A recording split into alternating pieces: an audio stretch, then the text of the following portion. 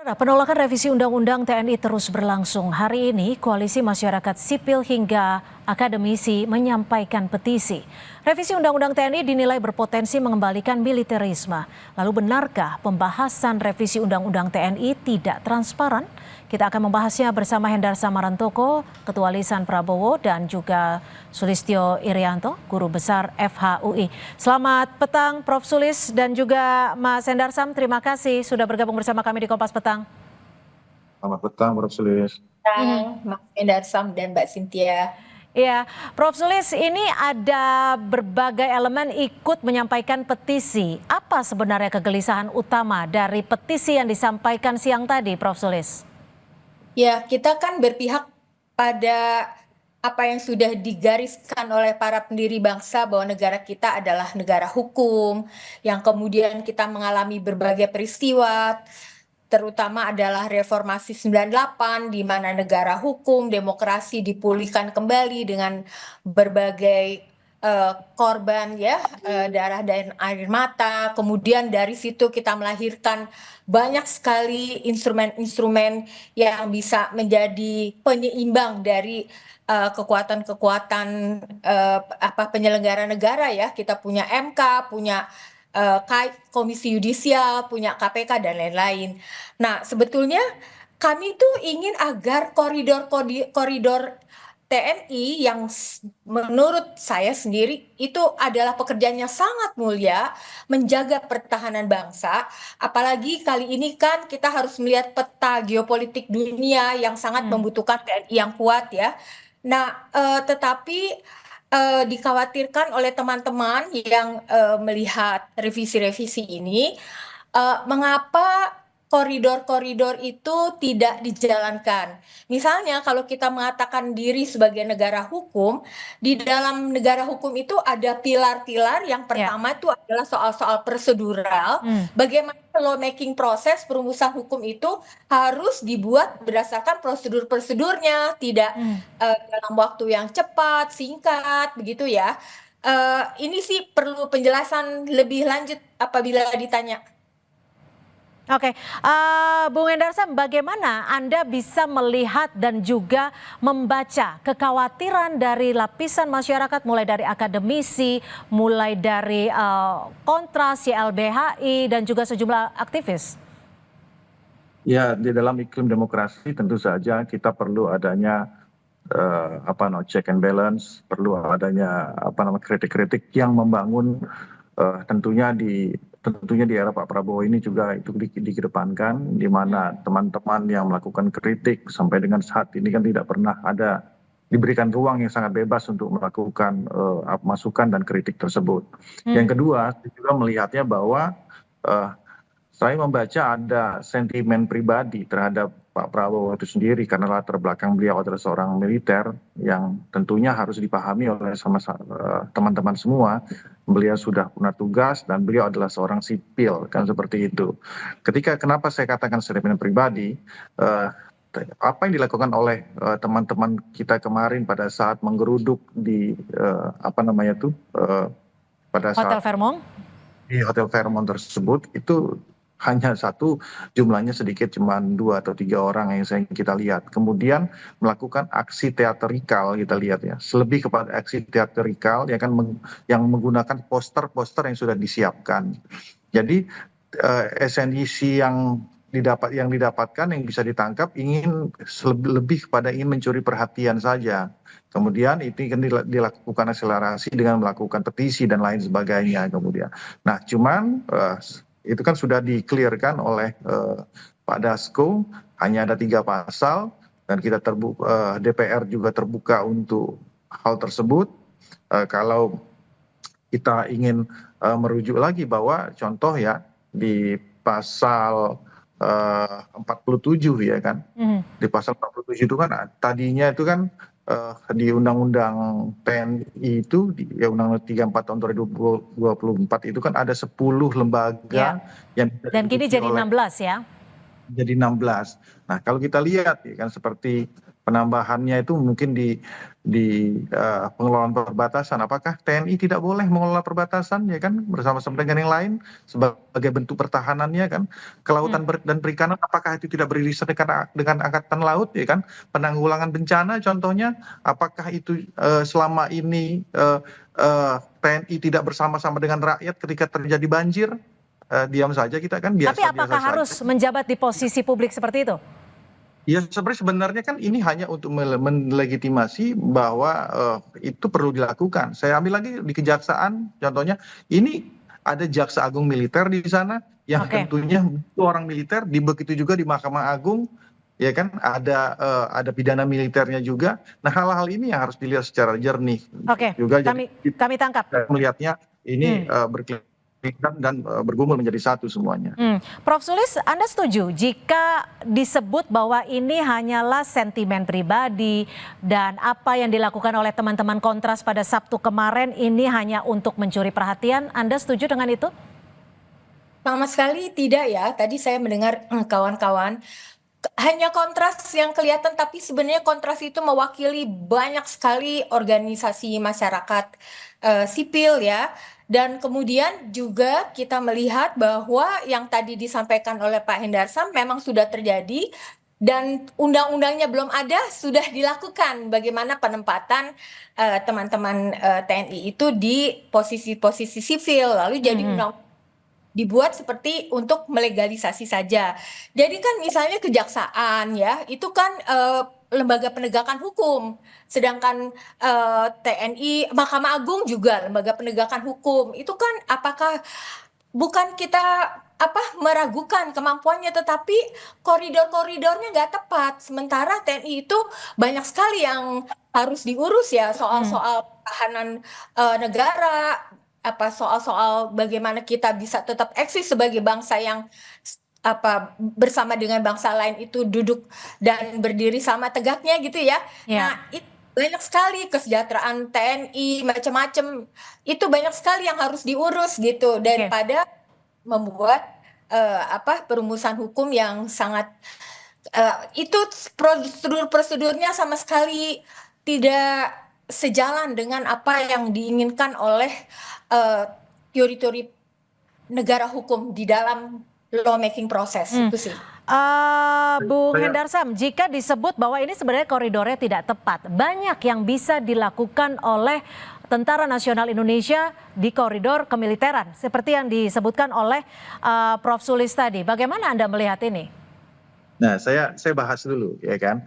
Undang-undang TNI ini terkait ini kan dibuat di tahun 2004, artinya sudah 20 tahun.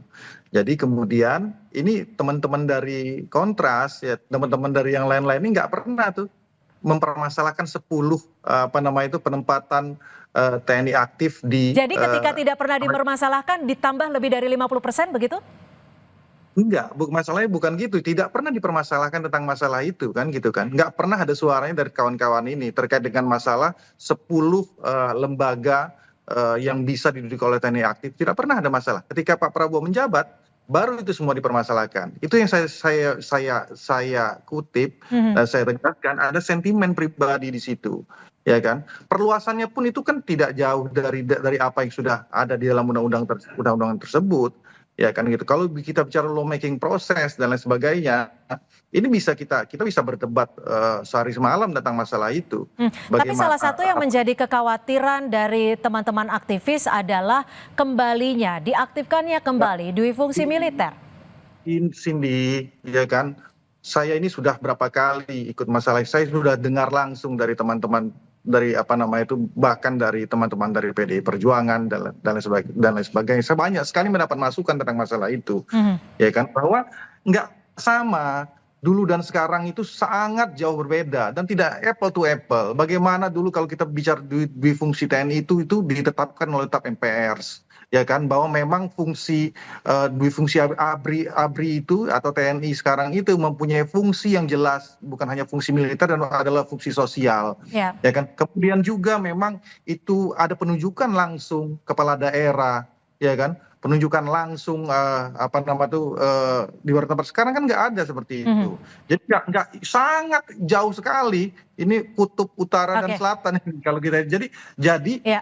tapi kan kita bisa tarik kemudian kenapa ini dijadikan isu ya kan ingin menjadikan sentimen publik ketika dilakukan dengan aksi teatrikal ya kan dengan poster yang sudah disiapkan ya, yang kemudian menggeruduk ke ke Hotel Fairmont itu kan kita juga ya aktivis tahu lah yang gitu ya kan. Nah, hal-hal seperti ini yang kalau mau diskusi ayo semua diskusi. Oke, saya coba ke Prof. Sulis. Tidak dengan dengan di fungsi ABRI zaman dahulu yang Orde Baru gitu loh. Prof. Sulis, dari teman-teman aktivis juga sempat menyebutkan bahwa minimnya pelibatan dari masyarakat, dari publik, transparansi juga minim, apalagi rapat dilakukan di hotel pada akhir pekan. Apa yang bisa dilihat dari Prof. Sulis di sini? Apa sebenarnya yang dimaksudkan? Dan juga ada teror ya kalau disebut dari teman-teman Kontras. Ya, sebetulnya yang diinginkan mereka adalah ikut dilibatkan organisasi masyarakat yang terutama fokus-fokusnya itu pada soal-soal demokrasi dan pertahanan ya. Tetapi itu kan tidak. Jadi seolah-olah seperti diam-diam lalu diketahui kemudian Kontras mewakili banyak organisasi lain gitu kan, nggak mungkin di hotel yang sebegitu orang banyak akan datang gitu ya. Juga tidak tepat mengatakan bahwa kita tidak mempermasalahkan itu karena aksi Kamisan Ibu Sumarsi itu sudah 500 kali lebih ya di depan istana, itu semua mempersoalkan gitu. Ya, tapi kan masalah gini Prof, masalah saya itu yang saya tanyakan, Undang-Undang TNI tahun 2004 itu udah 20 tahun Prof, ya, terkait dengan masalah jabatan-jabatan di lembaga dan kementerian, ya kan, di 10 itu nggak pernah selama ini dipermasalahkan Prof.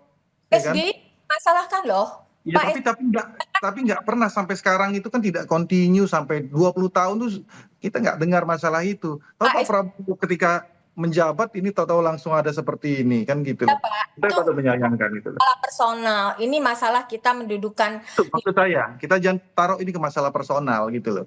Jadi kalau kita taruh ini ke masalah sebelumnya kami juga saya juga patut mempertanyakan kemana teman-teman ini 20 tahun yang lalu konsisten tidak memperjuangkan ini. Gimana Prof? Kemana teman-teman 20 tahun yang lalu? Maksud saya, sini. Anda menjawabnya seperti apa? Cynthia, Bung. Saya kasih tambahan, ya saya kasih tambahan.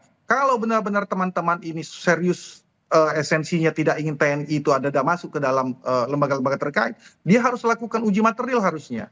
Dari 20 tahun yang lalu, lakukan hal yang konkret. Uji material terhadap undang-undang TNI ini yang tahun 2004 nggak ada sampai sekarang. Pak Prabowo menjabat dulu, gitu loh masalahnya. Ya, gini ya, ini adalah bagian yang tidak terlepaskan dari persoalan bangsa akhir-akhir ini secara keseluruhan.